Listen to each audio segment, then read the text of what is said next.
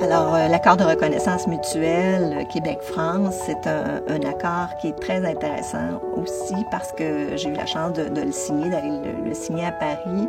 Il y avait déjà une partie du travail qui avait été bien avancée par l'équipe de Claude Gagnon qui m'a précédée, mais il restait encore le dénouement, je vous dirais, la fin de la signature. On a, je pense, fait preuve de part et d'autre d'une bonne compréhension de l'évolution des enseignements. Par ailleurs, quand on parlait des soins pharmaceutiques, puis qu'on disait, si le pharmacien détecte une erreur ou une interaction, il doit prendre action, il doit appeler le médecin, il doit faire changer les choses. On n'était comme pas toujours au même diapason par rapport à ces dimensions d'exercice.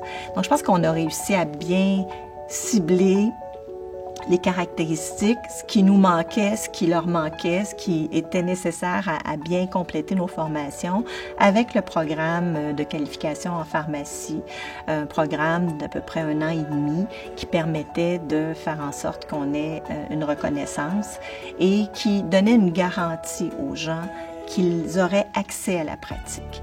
Alors moi, je pense que ce qui a été beaucoup déploré au sein de plusieurs ordres professionnels, c'est que les ordres faisaient les équivalences de diplômes, mais quand les candidats à l'exercice qui venaient d'autres pays arrivaient pour faire des stages, il y avait un blocage.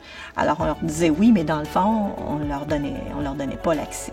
Alors que le programme en qualification en pharmacie qu'on a développé en collaboration l'ordre avec l'Université de Montréal est un programme qui garantit l'accès. Alors on a donné l'heure juste aux Québécois d'adoption et ça, je pense que c'est très important. Les pharmaciens qui venaient ici, qui étaient choisis sur ce programme, avaient la certitude qu'ils auraient accès à leur permis d'exercice.